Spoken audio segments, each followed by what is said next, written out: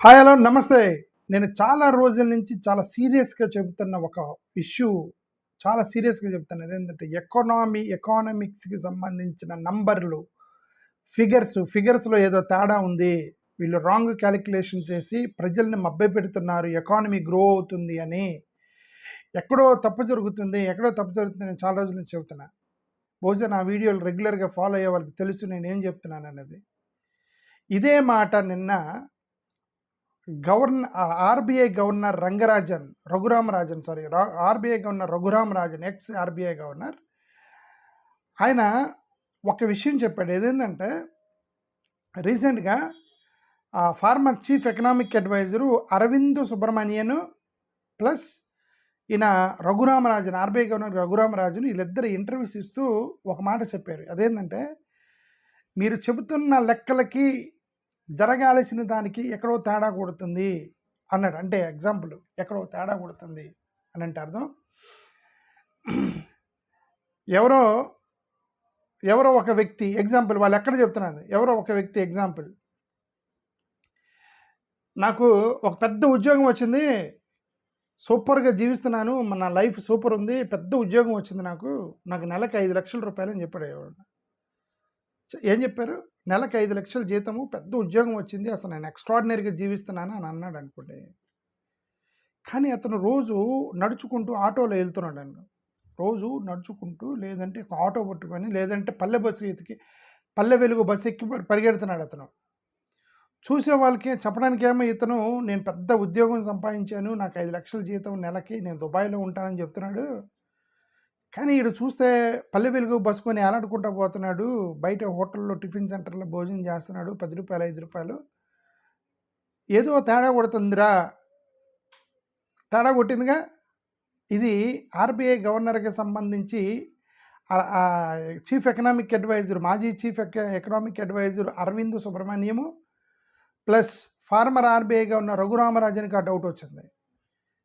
Modi government ఎక్స్ట్రాడినరీగా economy పెరుగుతుంది అని చూపిస్తున్నారు, కానీ ఎక్కడో తేడా కొడుతుంది. ఎక్కడ తేడా కొడుతుంది అని వీళ్ళే చెప్పారు. వీళ్ళు చెప్పడం ఏంటంటే, మన యొక్క ప్యాటర్న్ చూస్తే జీడిపి నెంబర్ 3లోకి వెళ్ళింది, 3వ ప్లేస్లోకి వెళ్ళింది జీడిపి అనేది. అంటే ఎక్స్ట్రాడినరీ. అదే చెప్పి మా దుబాయ్లో మా వాడు ఉద్యోగం చేస్తున్నాడు, నెలకు 10 లక్షల జీతం అని చెప్తున్నాడు. అట్లాగే జీడిపి 3వ ప్లేస్కి వెళ్ళింది. కంపెనీసు డిమాండ్ రైజ్ అవుతుంది, రైజింగ్ డిమాండ్, కంపెనీస్కి రైజింగ్ డిమాండ్ అంటే వస్తువులకి డిమాండ్ పెరుగుతుంది. అంటే ఎవరో కంపెనీ పెడితే వాళ్ళకి సేల్స్ అవుతున్నాయి, అంటే జీడిపి పెరుగుతుంది, సేల్స్ పెరుగుతున్నాయి, కంపెనీలు కొత్త ఫ్యాక్టరీలు, వేర్ హౌస్లు పెరుగుతున్నాయి, ఆఫీసులు పెడుతున్నారు, కొత్త కంపెనీలు అవన్నీ పెడుతున్నారు, ప్రైవేట్ ఇన్వెస్ట్మెంట్ కూడా పెరుగుతుంది. ఓకే, జాబ్స్ ఎక్కువ రావాలి, హౌస్ హోల్డ్ ఇన్కమ్ బాగా రావాలి, ఇవన్నీ కూడా ఆటోమేటిక్గా జరగాలి ఎప్పుడు? జీడిపి పెరిగితే. అర్థమైందా? ఒకవేళ జీడిపి పెరిగితే కంపెనీస్ డిమాండ్ పెరుగుతుంది, కొత్త ఆఫీసులు వస్తున్నాయి, ఇన్వెస్ట్మెంట్ పెరుగుతుంది, జాబులు వస్తున్నాయి ఎక్కువగా, హౌస్ హోల్డ్ ఇన్కమ్ ఎక్కువ వస్తుంది. అంటే ఎస్, జీడిపి పెరిగింది, ఎక్స్ట్రాడినరీగా 3 ప్లేస్లోకి వెళ్ళింది అని తెలిసిపోయింది. అంటే నేను ఇందాక చెప్పిన ఎగ్జాంపుల్, ఎవరికో నిజంగా అతను దుబాయ్లో ఉద్యోగం చేస్తున్నాడు, నెలకు 10 లక్షల జీతం దుబాయ్లో ఉద్యోగం చేస్తున్నాడంటే, ఇక్కడ వాళ్ళ పిల్లలు ప్రైవేట్ స్కూల్లో వేస్తారు, వాళ్ళ పిల్లలకి మంచి బట్టలు వేసుకుని తిరుగుతుంటారు, భార్య ఒక మంచి జీవితం జీవిస్తూ ఉండేది, ఒక మంచి ఇల్లు కొట్టుకుంటారు, ఇవన్నీ కూడా కనిపిస్తాయి కదా. The income, the claim and then the activities will show what exactly inside.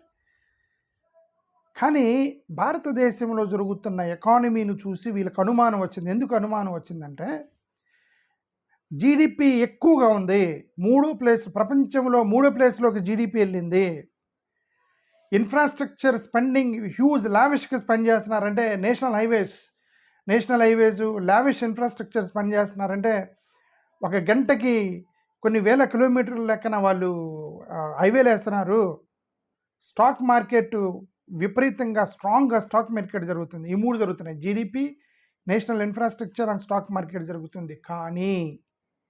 కానీ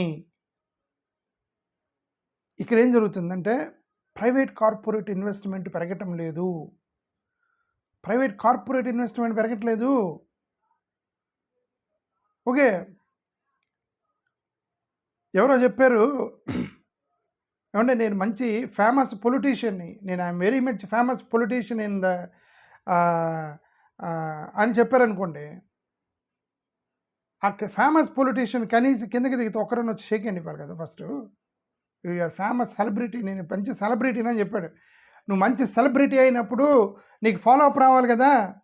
ఒక సెలబ్రిటీ మహేష్ బాబు, జగన్మోహన్ రెడ్డి గారు, చంద్రబాబు నాయుడు గారు, లోకేష్ గారు, ఎవరో ఒకరు, పవన్ కళ్యాణ్ గారు, వాళ్ళు ఫేమస్ సెలబ్రిటీస్ అని చెప్పారు. వాళ్ళు ఎక్కడైనా బస్ స్టాప్లో కానీ ఎక్కడ బస్ కోసం వెయిట్ చేస్తున్నారనుకోండి, ఎవరో ఒకరు షేక్ హ్యాండ్ ఇస్తారు కదా. జగన్ గారు ఏంది ఇక్కడ బస్ కోసం వెయిట్ చేస్తున్నారు, చంద్రబాబు నాయుడు గారు ఏంటి ఇక్కడ ఆటో కోసం వెయిట్ చేస్తున్నావు, కానీ ఇది ఒకరన్నా చేస్తారు. పోస్ట్ పోయింది, రాజకీయం రిటైర్డ్ అయ్యారని ఒకరన్నా షేక్ హ్యాండ్ ఇస్తారుగా నువ్వు నిజంగా సెలబ్రిటీ అయితే. అలాగా హై జీడిపి గ్రోత్ పెరిగితే ప్రైవేట్ కంపెనీలు ముందుకు వస్తాయి, ఇన్వెస్ట్మెంట్ చేస్తామని, మేము చేస్తాము, మీ ఎకానమీ సూపర్ ఉందంటారు. ఎకానమీకి సూపర్ ఉందని ఏ ప్రైవేట్ కంపెనీలు ముందుకు రావటం లేదు అని వీళ్ళు చెప్పారు. ఇది ఎక్కడో తేడా కొడుతుంది. సంథింగ్ సీరియస్ ఇన్సైట్, ఏదో లోపల ఏదో జరుగుతుంది. సరే, జీడిపి పెరిగింది చూపిస్తున్నావు, national highways extraordinary national highway వేస్తున్నావు, బట్ మ్యానుఫ్యాక్చరింగ్లో ఉద్యోగాలు పెరగట్లేదు. అంటే ఫ్యాక్టరీలు కనబడుతున్నాయి కానీ ఉద్యోగులు ఉండలేదు. అంటే ఉద్యోగాలు సృష్టించలేదు అంటే అర్థం కంపెనీలు రిజిస్ట్రేషన్ చేస్తున్నారు కానీ కంపెనీల్లో ఉద్యోగాలు క్రియేట్ చేయట్లేదు అని వీళ్ళిద్దరు చెప్పింది. ఓకే, ఫారెన్ ఇన్వెస్ట్మెంట్ ఫ్లో అనేది జరగాలి, ఇన్కన్సిస్టెంట్గా ఉంది. అరే భారతదేశం ఎకానమీ ఎక్స్ట్రాడినరీగా ఉందన్నప్పుడు అమెరికా, లండన్, జపాన్, ఓకే, వీళ్ళందరూ కూడా ఇన్వెస్ట్మెంట్ చేయడానికి ముందుకు వస్తారు. చైనా లాంటి పెద్ద పెద్ద కంపెనీలు, బికాజ్ ఎకానమీ బాగుంటే వీళ్ళు రావట్లేదు. Consumption growth among lower middle income house holds remain same. కొన్ని 2014లో ఎవరైతే ఒక ఉప్పు, ఒక పచ్చడి, ఒక మజ్జిగ వేసుకొని తినేవాడు ఈరోజు కూడా అదే చేస్తున్నాడు. వాడి జీవనాధారంలో జీవితం పెరగలేదు. ఈ 14 సంవత్సరాలు ఏం పెరగలేదు. 12 సంవత్సరాలు పండగ చేస్తారు కదా మొన్న, ఏమీ పెరగట్లేదు అని వీళ్ళిద్దరు అన్నారు. మా రఘురామరాజన్ అండ్ సుబ్రహ్మణ్యం, ఏదో something serious going on inside the economy అని అన్నారు. ప్రైవేట్ ఇన్వెస్ట్మెంట్ చాలా ఇంపార్టెంటు. అంటే ఫ్యాక్టరీలు కట్టాలి, మెషినరీస్ కట్టాలి, వర్కర్స్ని హైర్ చేయాలి. జనరల్గా ఇది జరిగాయి. బిజినెస్ మొత్తం కూడా చాలా హెసిటెంట్గా ఉండాలి, కానీ అక్కడ అది జరగట్లేదు. అందుకని వీళ్ళు ఏమంటారంటే, వీళ్ళు ఏదో చేసి జీడిపిని హైప్ చేస్తున్నారు. ఏదో చేసి అంటే తప్పేం చేయట్లేదు. పాపులేషన్ ఉన్నప్పుడు ఆటోమేటిక్ జీడిపి పెరిగింది, కానీ దాన్ని హైప్ చేస్తున్నారు. ఎకానమీ పెరిగిందని చూపిస్తున్నారు. కన్జ్యూమర్ డిమాండ్ వీక్ ఉంది. ఇక్కడ చూడండి, వేజ్ గ్రోత్ చాలా వీక్ ఉందట, ఎంప్లాయ్మెంట్ గ్రోత్ వీక్ ఉందంట, రూరల్ ఇన్కమ్ కూడా ప్రెజర్లో ఉందట. రూరల్ ఇన్కమ్ అనేది భయంకరమైన ప్రెజర్. రూరల్ ఇన్కమ్ అంటే ఏంది? అగ్రికల్చరల్ డిస్ట్రెస్ జరుగుతుంది అని అర్థం కదా. బిజినెస్ అన్సర్టనిటీ జరుగుతుంది అని అరవింద్ సుబ్రహ్మణ్యం అన్నాడు. బిజినెస్ అన్సర్టనిటీ ఉంది. ఈరోజు వస్తే ఈరోజు వ్యాపారం జరిగితే రేపు జరగట్లేదు, అప్స్ అండ్ డౌన్స్ ఉంది అని చెప్తున్నాడు ఆయన. IT services, finance sector, construction, infrastructure, ఇవి యాక్చువల్గా జీడిపి పెరిగి ఎకానమీ పెరిగితే ఈ 4 పెరగాలి. ఏమేంటి? IT, finance, construction and infrastructure సెక్టార్లు పెరగాలి. ఇది పెరిగితే ఆటోమేటిక్గా ఉద్యోగాలు క్రియేట్ చేస్తారు. లేబర్ ఇంటెన్సివ్ మ్యానుఫ్యాక్చరింగ్ జరిగిద్ది. లేబర్ ఇంటెన్సివ్ మ్యానుఫ్యాక్చరింగ్ జరగట్లేదు, ఐటీ సెక్టార్ పెరగట్లేదు, ఫైనాన్స్ సెక్టార్ పెరగట్లేదు, కన్స్ట్రక్షన్ సెక్టార్ పెరగట్లేదు, రియల్ ఎస్టేట్ మొత్తం డంప్ అయిపోయింది. హైదరాబాద్, బెంగళూరు లాంటి సిటీల్లో ఇల్లులు కొనే వాళ్ళు లేరు, కానీ జీడిపి పెరుగుతుంది అని చూపిస్తున్నారు. ఏదో సంథింగ్ సీరియస్ అని వీళ్ళిద్దరి యొక్క అనుమానాన్ని వ్యక్తం చేశారు. ఇది చెప్తుంటే కొంతమంది ఎలాగూ గోడీ ఎకనామిస్ట్ ఉంటారు కదా. గోడీ ఎకనామిస్ట్ అంటే ఇంకంతే, మన మోడీ గారిని డిఫెండ్ చేసే ఎకనామిస్టులు కూడా ఉంటారు కదా. వాళ్ళు ఏం చెప్తున్నారంటే, ఈయన ఎకనామిస్ట్ కొంతమంది చెప్పారు. వీళ్ళలో దీన్ని ఎకనామిస్ట్ సంజీవ్ సన్యాల్ అనే ఒక అతను ఏం ఆర్గ్యూ చేస్తుంటే, ప్రైవేట్ ఇన్వెస్ట్మెంట్ జరుగుతుంది, గ్రాస్ ఫిక్స్డ్ క్యాపిటల్ ఫార్మేషన్ అనేది 32% జీడిపికి ఆల్రెడీ ఉంది, కాబట్టి ప్రైవేట్ సెక్టారు పెరగట్లేదు అనేది పొరపాటు అని చెప్పి అతను ఏదో చెప్పడానికి ప్రయత్నం చేశాడు అతను వచ్చి. కానీ మరి మిగతా సంగతి ఏంటి? నువ్వేదో ఒక లెక్కలు చూపించి అదే అండి, సింపుల్ అండి. లెక్కలు చూపించి ఇంటర్ప్రిటేషన్ చేయకూడదు. అంటే ఇప్పుడు నేను చెప్పాను కదా, మావాడు దుబాయ్ పోయి వచ్చాడు, దుబాయ్లో నెలకు 10 లక్షలు సంపాదించాడు, ఇప్పుడు 2 కోట్లు ఉన్నాయి మావాడు జేబులో తిరుగుతున్నాడు, జేబులో పెట్టుకొని 2 కోట్లు పెట్టుకొని తిరుగుతున్నాడు, పల్లె ఎక్కుతున్నాడు, ప్లస్ ఆటో ఎక్కడానికి 5 రూపాయలు అంటే 4 రూపాయలు వస్తామని అడుగుతున్నాడు, కానీ నేను 10 లక్షలు సంపాదించానని చెప్తున్నాడు అందరికీ. దానికి డిఫెండ్ చేసేవాళ్ళు కొంతమంది ఉంటారు. దాన్ని బట్టి నువ్వు ఎలా అంటావు, అతను ఇంకా పొదుపు చేస్తున్నాడేమో, పిసినోడేమో అంటే అప్పటికప్పుడు నువ్వు డిఫెండ్ చేస్తే ఎవడేం చేయలేడు. ఓకే, ఈ డిఫెండ్ చేసేవాళ్ళు ఉంటారు కదా, డిఫెండ్ చేస్తున్నారు. జాబ్లెస్ గ్రోత్ మేము చూస్తే జీడిపి 6 to 8% పెరుగుతుంటే, స్టాక్ మార్కెట్ పెరుగుతూ ఉంటే, ఇన్ఫ్రాస్ట్రక్చర్ పెరుగుతూ ఉంటే, కార్పొరేట్ ఆఫీసులు పెరుగుతూ ఉంటే బాగుంది అండి ఎకానమీ అని చెప్పవచ్చు. కానీ ఎంప్లాయ్మెంట్ ప్రపోర్షనేట్గా పెరగట్లేదు. అంటే నువ్వు కంపెనీలు పెడుతున్నావు కానీ ఉద్యోగాలు ఇవ్వలేకపోతున్నావు, వేజెస్ పెరగట్లేదు అంటే జీతాలు పెంచట్లేదు అంటే నీకు ప్రొడక్షన్ జరగట్లేదని అర్థం. హౌస్ హోల్డ్ పర్చేసింగ్ పవర్ పెరగట్లేదు అంటే హౌస్ హోల్డ్ పర్చేసింగ్ పవర్ పెరగట్లేదు అంటే వాళ్ళకి సంపాదించలేకపోతున్నారు, ఉద్యోగాలు లేవని, ఉపాధి కల్పనలో ఫెయిల్ అయ్యారని అర్థం. ఈ 3 జరుగుతున్నాయి. కాబట్టి ఏదో something serious inside going on అని ఇద్దరు ఎకనామిస్టులు, former chief economic adviser Arvind Subrahmanyam, ఆయన ఎవరికి చీఫ్ అడ్వైజరు? మోడీ గారి గవర్నమెంట్ లాంటి అడ్వైజరే. Governor Raghuram Rajan, RBI governor Raghuram Rajan, నేను కూడా, వీళ్ళందరూ కూడా మళ్ళీ మోడీ గారికి సాయం చేసేటువంటి వాళ్ళే.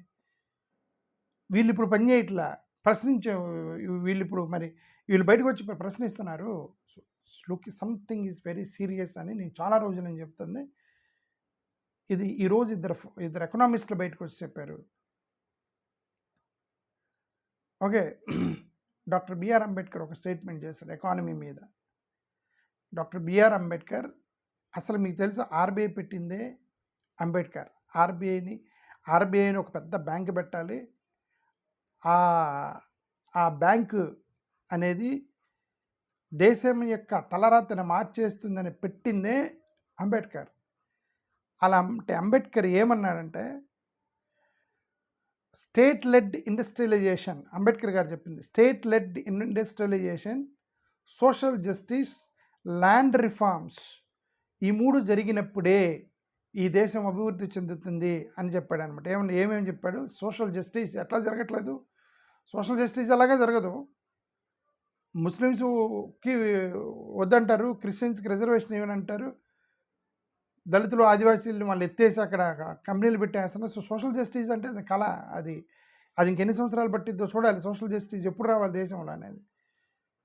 ల్యాండ్ రిఫార్మ్స్ అనేది పెద్ద స్కాము. ల్యాండ్ రిఫార్మ్స్ 1950 నుంచి భూములు పంచుతున్నారు, కానీ still SC STs they are less than 3-4% is land owners from schedule caste community. Land reforms అనేది పెద్ద స్కామ్. అది వీళ్ళకిచ్చి మళ్ళీ వాళ్ళు కొనేస్తున్నారు, వీళ్ళకి ఇవ్వటం వాళ్ళు కొనేస్తున్నారు. మొత్తం కూడా ఎస్సీ ఎస్టీ ల్యాండ్ లేకుండా పోయారు మొత్తం. స్టేట్ లెడ్ ఇండస్ట్రియలైజేషన్, ఇది మాత్రం ఫేక్ చూపిస్తున్నారు అనేది మనకు అర్థమవుతుంది. అంటే ఇప్పుడు వాళ్ళిద్దరు చెప్పింది స్టేట్ లెడ్ ఇండస్ట్రియలైజేషన్ మీద, ఇప్పుడు వీళ్ళిద్దరు ఆర్బీఐ గవర్నర్లు ఇద్దరు చెప్పారు. అందుకే డాక్టర్ బిఆర్ అంబేద్కర్, అసలు ఆయన ఎకనామిస్ట్, అంబేద్కర్ కనుక ఎకనామిస్ట్ని చేస్తుంటే ఈ దేశ తలరాత మార్చి ఉండేవాడు అతను. సరే వదిలేండి, ఇంకేం sir. ADS, an institution which is carrying Dr. B.R. Ambedkar's vision of economic vision of Dr. B.R. Ambedkar, ADS will carry. Okay, thank you.